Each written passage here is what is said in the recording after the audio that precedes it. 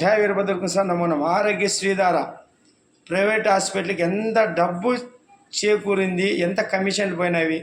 జలయజ్ఞము ధనయజ్ఞం అయిపోయింది. అప్పుడు ఎంత ముందే ప్రాజెక్టు మొదలుపెట్టినప్పుడు తర్వాత మార్చుకుంటే ఎన్ని రేట్లు పెంచి ఇష్టం వచ్చినట్లు పరిపాలించినాము. తర్వాత పక్కల కర్ణాటకలో గాలి జనార్దన్ రెడ్డి ఆశ్రయం తీసుకొని అక్కడ ఎన్ని భూములు, అన్ని బాక్సెట్ గనులు అన్నీ మనం చూసినాము. ఇవన్నీ మనకు తెలిసి కూడా ఇంకా అమాయకంగా వాళ్ళు గొప్పలు వీళ్ళు గొప్పలు అంటే దేవుడు అమాయకుడా? మంచోళ్ళని ఎవరన్నా చావట్లా అది ఇస్తాడా? మామూలు చనిపోతే నీళ్ళు పోసుకొని స్నానం చేసి తొలగిపోతామే. ఎందుకు ఆయన అంత దుర్మరణం పాలైనాడు? లాస్ట్కి శరీరాన్ని కూడా చూడకుండా చేసినాడు. ఎందుకు అన్ని శరీర అవయాలు ముక్కలైనాయి? ఆలోచించాలి. దైవ నిర్ణయం ఉంటుంది. ఇది శివుని ఆధీనం. శివుని ఆధీనంలో మనం ఎప్పుడెప్పుడు లై తప్పినప్పుడల్లా శిక్షిస్తుంటాడు శివుడు.